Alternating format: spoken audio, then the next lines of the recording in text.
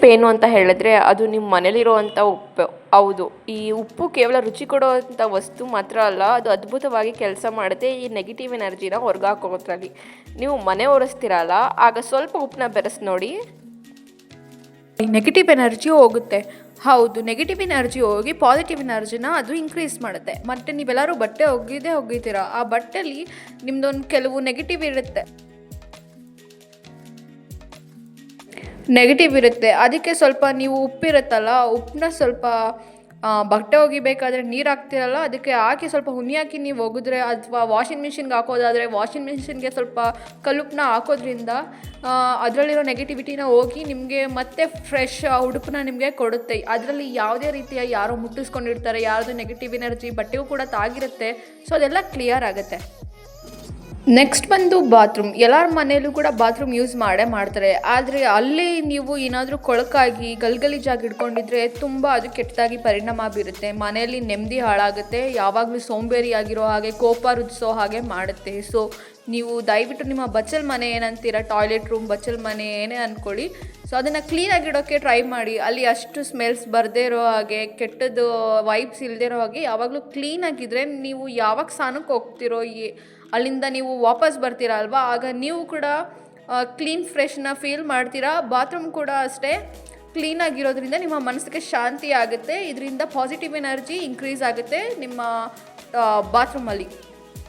So next ಟಿಪ್ನ ನೋಡೋದು ಏನಂತ ಆದರೆ, ಸೊ ಈಗ ಎಲ್ಲರಿಗೂ ಅಡುಗೆ ಮನೆಗೆ ಬರೋಣ. ಅಡುಗೆ ಮನೆಯಲ್ಲಿ ಪಾತ್ರೆಗಳನ್ನ ಹೀಗೆ ಸಿಂಕಲ್ಲಿ ಹಾಕಿಬಿಟ್ಬಿಡ್ತೀರಾ, ಆಮೇಲೆ ತೊಳೆದ್ರಾಯ್ತು, ಆಮೇಲೆ ತೊಳೆಯೋಣ, ಇನ್ನೊಂದು ಸ್ವಲ್ಪ ಹೊತ್ತಾದ್ಮೇಲೆ ತೊಳೆಯೋಣ, ಇನ್ನೊಂದು ಸ್ವಲ್ಪ ಹೊತ್ತಾದ್ಮೇಲೆ ತೊಳೆ ಅಂತ ಕಾಲ ಕಳ್ಕೊಂಡು ಹೋಗ್ತಾನೆ ಇರ್ತೀರ. ಆದರೆ ಅದರಿಂದ ಆಗೋವಂಥ ಬ್ಯಾಕ್ಟೀರಿಯಸ್ ಇರಲಿ, ಸೈಂಟಿಫಿಕ್ ಆಗಿ ಅದರಿಂದ ತುಂಬ ಎನರ್ಜೀಸ್ ಅಂದರೆ ಮನೆಗೆ ಹರಡುತ್ತೆ. ಬ್ಯಾಕ್ಟೀರಿಯಸ್ಸು ನಿಮ್ಮ ಮಕ್ಕಳ ಮೇಲೆ ಪರಿಣಾಮ ಬೀರುತ್ತೆ, ನಿಮ್ಮ ಮೇಲೆ ಪರಿಣಾಮ ಬೀರುತ್ತೆ. ಮತ್ತು ನೀವು ಸ್ಪಿರಿಚುವಲ್ ಆಗಿ ನೋಡೋದಕ್ಕಾದರೆ ಅದು ಕೊಳಕು ಏನಿರುತ್ತೆ, ಲಕ್ಷ್ಮಿನ ಆವಾಹನೆ ಮಾಡೋಕ್ಕೆ, ಮನೆಗೆ ಕರ್ಸ್ಕೊಳ್ಳೋಕ್ಕೆ ಆಗೋದಿಲ್ಲ. ಎಲ್ಲಿ ಕೊಳಕು ಕಾಣಿಸ್ತೋ ಅಲ್ಲಿಂದ ಲಕ್ಷ್ಮಿ ಹೋಗ್ತಾಳೆ, ದರಿದ್ರ ಲಕ್ಷ್ಮಿ ಬರ್ತಾಳೆ ಅಂತ ಮಾತು ಕೇಳಿರ್ಬೋದು. ಸೊ ಅಡುಗೆ ಮನೇನ ಆದಷ್ಟು ತೊಳೆದು ಕ್ಲೀನಾಗಿ ಇಟ್ಕೊಂಡು ಯಾವಾಗಲೂ ಶುಚಿಯಾಗಿರಬೇಕು. ನೋಡಿದ ತಕ್ಷಣ ನೀವು ಯಾವಾಗ ತಿರುಗಿ ನೋಡ್ತಿರೋ ಆವಾಗ ನಿಮಗೆ ಆ ಖುಷಿ ಭಾವನೆ ಬರಬೇಕು. ಮತ್ತು ಆ ಅಡುಗೆ ಮನೇನ ಈಗ ಎಲ್ಲರೂ ನೋಡ್ಬೋದು, ಯೂಟ್ಯೂಬ್ ಚಾನಲ್ಲಿ ಡೆಕೋರ್ ಮಾಡ್ತಾಯಿದ್ದಾರೆ. ನೀವು ಆ ಥರ ಮಾಡಿ ಅಡುಗೆ ಮನೆ ಅನ್ನೋದನ್ನ ಒಂದು ದೇವಸ್ಥಾನ ಅಂತ ತಿಳ್ಕೊಳ್ಳಿ, ಒಂದು ಗುಲಾಮಗಿರಿ ಕೆಲಸ ಮಾಡುವಂಥ ಬೇರೆ ಸ್ಥಳ ಅಂತ ತಿಳ್ಕೊಬೇಡಿ. ಅಲ್ಲಿಂದನೇ ನಿಮಗೆ ಊಟ ಸಿಗೋವಂಥದ್ದು, ಏನಂತಾರೆ, ಅಲ್ಲಿಂದನೇ ನಿಮಗೆ ಆಹಾರ ದೊರೆಯುವಂಥದ್ದು. ಅಲ್ಲೇ ಅನ್ನ ಪೂರ್ಣೇಶ್ವರಿ ಇದ್ದಾರೆ, ಅಲ್ಲೇ ಮಹಾಲಕ್ಷ್ಮಿ ಇದ್ದಾರೆ. ಸೊ ಆ ದೇವರ ಮನೆಯ ರೀತಿ ಹೇಗೆ ಇಟ್ಕೋತೀರೋ ಅದು ಕೂಡ ಅಡುಗೆ ಮನೆಯೂ ಕೂಡ ಹಾಗೆ ಅಂದ್ಕೊಂಡು ಸೊ ಕ್ಲೀನಾಗಿ ಇಟ್ಕೊಳ್ಳಿ. ಸೊ ಅದರಿಂದ ಪಾಸಿಟಿವ್ ಎನರ್ಜಿ ಅಡುಗೆ ಮನೆಯಿಂದ ವೃದ್ಧಿ ಆಗುತ್ತೆ.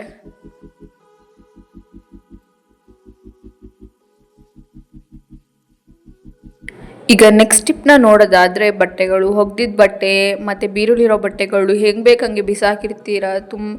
ಮನೆ ಕೆಲಸ ಮಾಡಿ ಸುಸ್ತಾಗಿದೆ, ಇದನ್ನಲ್ಲೇ ಯಾರು ಮಾಡ್ಕೊ ಕೂತ್ಕೋತಾರೆ ಅಂತ ಹೆಂಗೆ ಬೇಕು ಹಂಗೆ ತುಂಬಿರ್ತೀರ. ದಯವಿಟ್ಟು ಹಂಗೆ ಮಾಡಿಬಿಡಿ. ನಿಮಗೆ ನೋಡಿದಾಗ ಅಸಹ್ಯ ಅನಿಸುತ್ತೆ, ಯಪ್ಪ ಬೀರು ಕಡೆ ಹೋಗಲೇಬಾರ್ದು, ಯಾವ ಬಟ್ಟೆನೂ ಮುಟ್ಲೇಬಾರ್ದು ಅನಿಸ್ಬಿಡುತ್ತೆ. ಚೆನ್ನಾಗಿರೋ ಬಟ್ಟೆ ಇದ್ದರೂ ನಿಮ್ಗೆ ಗೊತ್ತಾಗದೆ ಅಳಳದೇ ಹಾಕೋತಾ ಇರ್ತೀರ. ಸೊ ಅದಕ್ಕೆ ಎಲ್ಲನೂ ಮೇಕ್ ಓವರ್ ಮಾಡಿ ನೀಟಾಗೆಲ್ಲ ಮಡಗಿ ಜೋಡಿಸಿ ಇಡಿ. ಬೀರುಲ್ಲಿ ಲಕ್ಷ್ಮಿ ಇರ್ತಾರೆ, ಬಟ್ಟೆನೂ ಕೂಡ ಒಂದು ಪಾಸಿಟಿವ್ ಎನರ್ಜಿ, ಅದು ಕೂಡ ಒಂದು ಎನರ್ಜಿ, ಅದು ಕೂಡ ಒಂದು ಲಕ್ಷ್ಮಿಯ ಸ್ವರೂಪನೇ ಹೌದು, ವಸ್ತ್ರ. ಸೊ ನೀವು ಯಾವುದಕ್ಕೆ ಎಷ್ಟು ಮರ್ಯಾದೆ ಕೊಡ್ತೀರೋ ಅಷ್ಟು ಅದು ವೃದ್ಧಿ ಆಗುತ್ತೆ ಮತ್ತು ಅಲ್ಲಿಂದ ನಿಮಗೆ ಪಾಸಿಟಿವ್ ವೈಬ್ಸ್ ಬರುತ್ತೆ. ಸೊ ದಯವಿಟ್ಟು ಬಟ್ಟೆಗಳನ್ನು ಬೀರುಗಳಲ್ಲಿ ಏನಿದೆ ಆದಷ್ಟು, ಈಗ ಸಣ್ಣ ಸಣ್ಣ ಡಬ್ಬಿಗಳು ಬಂದಿದೆ ಬಟ್ಟೆಗಳು ಜೋಡಿಸೋಕ್ಕೆ. ಮತ್ತು ನೀವೇ ನೋಡ್ಬೋದು ವೀಡಿಯೋಸಲ್ಲೆಲ್ಲ ಬಟ್ಟೆಗಳನ್ನ ಹೇಗೆ ಜೋಡಿಸೋದು ಈಸಿಯಾಗಿ ಅಂತ ತೋರಿಸ್ತಾರೆ. ಇದರೆಲ್ಲ ಮಾಹಿತಿಗಳನ್ನ ತಗೊಳ್ಳಿ.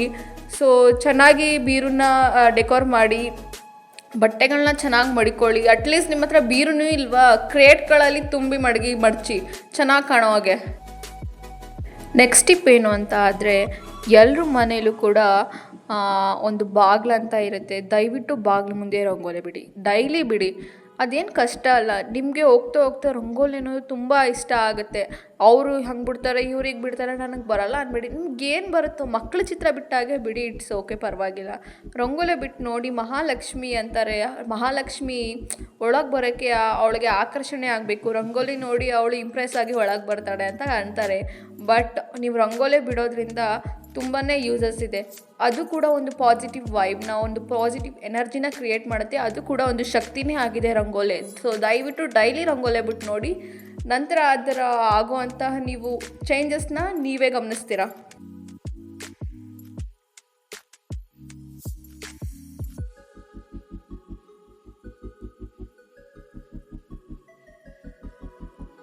ಸೊ ನೆಕ್ಸ್ಟ್ ಟಿಪ್ ಏನಂತ ಆದರೆ, ದಯವಿಟ್ಟು ಎಲ್ಲರ ಮನೇಲೂ ಒಂದು ತುಳಸಿ ಗಿಡನ ಇಡೋದಕ್ಕೆ ಟ್ರೈ ಮಾಡಿ. ತುಳಸಿ ಕೇವಲ ಅದು ತುಳಸಿ ಅಲ್ಲ, ನೀವು ಪುರಾಣಗಳಲ್ಲಿ ನೋಡೋದಾದರೆ ಆಕೆಗೆ ಜೀವ ಇದೆ. ಅದು ಕೂಡ ಒಂದು ದೇವತೆಯ ಸ್ವರೂಪ. ಅದಕ್ಕೂ ಕೂಡ ಒಂದು ವಿಷ್ಣು ಪ್ರಿಯೆ. She is also a god. ಅವರು ಕೂಡ ನಿಮಗೆ ಬ್ಲೆಸ್ ಮಾಡ್ತಾರೆ, ಅವರು ಕೂಡ ನಿಮಗೆ ಆಶೀರ್ವಾದ ಮಾಡ್ತಾರೆ. ಸೊ ದಿನ ಯಾರು ತುಳಸಿಗೆ ಪೂಜೆ ಮಾಡ್ತಾರೋ ಅವರಿಗೆ ಸಕಲ ಐಶ್ವರ್ಯಗಳು ದೊರೆಯುತ್ತೆ ಅಂತ ಪುರಾಣಗಳಲ್ಲಿ ಹೇಳಿದೆ. ಸೊ ಅದಕ್ಕೋಸ್ಕರ ಅದು ಕೂಡ ಎನರ್ಜಿನ ಕೊಡುತ್ತೆ. ಮತ್ತು ಮನೆಗೆ ಯಾವುದೇ ಕೆಟ್ಟ ಶಕ್ತಿ ಮೊದಲು ಬಂದರೂ ತಾನೇ ಬಾಡೋಗುತ್ತೆ, ತಾನೇ ಹೇಳ್ಕೊಳ್ಳುತ್ತೆ. ಸೊ ನಿಮಗೇನೂ ಅದು ಆಗೋದಕ್ಕೆ ಬಿಡಲ್ಲ. ಸೊ ತುಳಸಿನ ದಯವಿಟ್ಟು ಮನೆಗೆ ತಗೊಬನ್ನಿ. ಅದರಿಂದ ನೀವೇ ನೋಡ್ಬೋದು, ಆರೋಗ್ಯದಲ್ಲಾಗಲಿ ಮಾನಸಿಕ ನೆಮ್ಮದಿಯಲ್ಲಾಗಲಿ ನಿಮಗೆ ವೃದ್ಧಿ ಆಗ್ತೀರಾ. ಸೊ ಇನ್ನೊಂದು ಟಿಪ್ ಏನು ಅಂತ ಹೇಳಿದ್ರೆ, ನಿಮ್ಮ ಹೊಸ್ಲಿದೆಯಲ್ಲ, ಈಗ ಮಂಗಳವಾರ, ಶುಕ್ರವಾರ ಇಂಥ ದಿನಗಳಲ್ಲಿ ಅದಕ್ಕೆ ಅರಿಶಿನ ಸಾರಿಸಿ ಕುಂಕುಮವಿಟ್ಟು ನೋಡಿ ಅಲ್ಲಿ ತೋರಿಸ್ತಿದ್ದಾರಲ್ಲ, ಆ ರೀತಿ ನಿಮ್ಗೆ ಹೇಗೆ ಮಾಡ್ತಿರೋ ನಿಮ್ಮ ಸಂಪ್ರದಾಯದಲ್ಲಿ, ನಿಮ್ಮ ಮನೆ ಕಡೆಯಲ್ಲಿ ಆ ರೀತಿ ಅರಿಶಿನ ಸಾರಿಸಿ ಕುಂಕುಮವಿಟ್ಟು ಯಾರು ಮಾಡ್ತಾರೆ ಅಲ್ಲಿ ಲಕ್ಷ್ಮೀ ನರಸಿಂಹ ಸ್ವಾಮಿ ಇರ್ತಾರೆ ಅಂತ ಹೇಳ್ತಾರೆ, ಲಕ್ಷ್ಮೀನಾರಾಯಣ ಸ್ವಾಮಿ. ಸೊ ಇಬ್ಬರು ದೇವರು ಅಲ್ಲಿರೋದ್ರಿಂದ ಅವರು ನಿಮಗೆ ಆಶೀರ್ವಾದ ಮಾಡ್ತಾರೆ. ಅದರಿಂದ ಕೂಡ ಪಾಸಿಟಿವ್ ಎನರ್ಜಿ ವೃದ್ಧಿ ಆಗುತ್ತೆ. ಸೊ ಇನ್ನೊಂದು ಟಿಪ್ ಏನು ಅಂತ ಹೇಳಿದ್ರೆ, ದಿನ ನಿಮ್ಮ ಮನೇಲಿ ಅರಿಶಿನ ಕುಂಕುಮ ಇರುತ್ತೆ ಅಲ್ವಾ, ಯಾರು ಮಂಗಳವಾರ ಮತ್ತು ಶುಕ್ರವಾರ ಇದು ಮೇನ್ ಹೆಣ್ಣು ದೇವ್ರನ್ನ ದಿನ ಅಂತಲೇ ಹೇಳ್ಬೋದು, ದಿನ ಹಾಕೊಂಡ್ರೂ ಪರವಾಗಿಲ್ಲ. ಮಂಗಳವಾರ ಶುಕ್ರವಾರ ತಪ್ಪದೇನೆ ನೀವು ಕೆನ್ನೆಗೆ ಅರಿಶಿನ ಮತ್ತು ಹಣೆಗೆ ಕುಂಕುಮ ಹಾಕೊಳ್ಳಿ. ಮುತ್ತೈದೆಯರಲ್ಲ, ನಾವಿನ್ನು ಮದುವೆ ಆಗಿಲ್ಲ ಅಂದರೆ ಕೇವಲ ಒಂದು ಕುಂಕುಮನ ಹಣೆಗೆ ಹಾಕೊಳ್ಳಿ. ಇದರಿಂದ ನಿಮಗೆ ನೀವು ದೈವಿಕ ಭಾವನೆ ಬರುತ್ತೆ. ನೀವೇ ಒಂದು ದೈವವಂತೆ ಫೀಲ್ ಆಗ್ತೀರಾ. ಅಂದರೆ ಗಂಧರ್ವರಂತೆ, ಏನಂದರೆ ಪಾಸಿಟಿವ್ ಎನರ್ಜಿ ನಿಮ್ಮೊಳಗಡೆ ಉತ್ಪತ್ತಿ ಆಗುತ್ತೆ. ಏನೋ ದೈವಿಕವಾಗಿ ಒಂದು ಫೀಲ್ ಆಗ್ತಿದೆ ಅಂತ ನಿಮಗೆ ಅನಿಸುತ್ತೆ. ನೀವೇ ಒಂದು ನೋಡೋರಿಗೆ ದೈವಿಕವಾಗಿ ಕಾಣಿಸ್ತೀರಾ. ಅದು ಅರಿಶಿನ ಕುಂಕುಮಕ್ಕಿರೋ ಪವರ್. ಮತ್ತು ಮನೆಗೆ ಯಾರೇ ಬಂದ್ರೂ ಮುತ್ತೈದಿರೋ ದಯವಿಟ್ಟು ಅವ್ರಿಗೆ ಬಾಗಿನ ಕೊಟ್ಟು ಕಳಿಸಿ. ಬಾಗಿನ ಅಂದರೆ ನೀವು ಎಲ್ಲ ಥರ ಐಟಮ್ಸ್ ಹಾಕ್ಕೊಡ್ವಿ ಅಂತ ಅಲ್ಲ, ಅರಿಶಿನ ಕುಂಕುಮ ಜೊತೆಗೆ ಎಲೆ ಅಡಿಕೆ, ಬಾಳೆಹಣ್ಣು.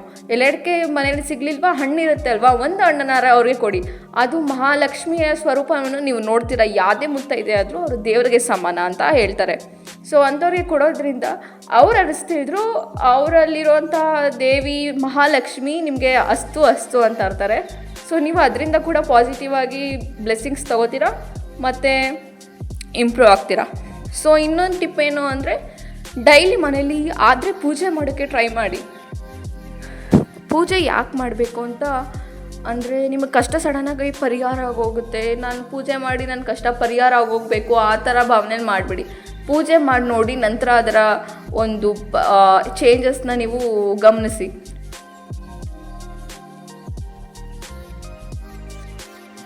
ಪೂಜೆ ಮಾಡೋದ್ರಿಂದ ನಿಮಗೆ ದಿನ ನೀವು ಪೂಜೆ ಮಾಡೋದ್ರಿಂದ ದಿನ ನಿಮಗೆ ಡಿವೈನ್ ಎನರ್ಜಿ ಜಾಸ್ತಿ ಆಗುತ್ತೆ, ಡಿವೈನ್ ಪ್ರೊಟೆಕ್ಷನ್ ಜಾಸ್ತಿ ಆಗುತ್ತೆ, ಡಿವೈನ್ಗೂ ನಿಮಗೂ ಕನೆಕ್ಟ್ ಆಗ್ತೀರಾ.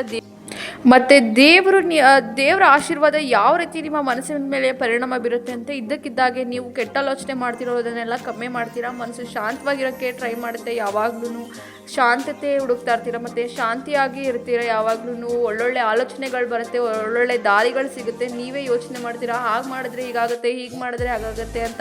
ಈ ರೀತಿ ತುಂಬ ಲಾಭಗಳು ನಿಮಗೆ ದೊರೆಯುತ್ತೆ.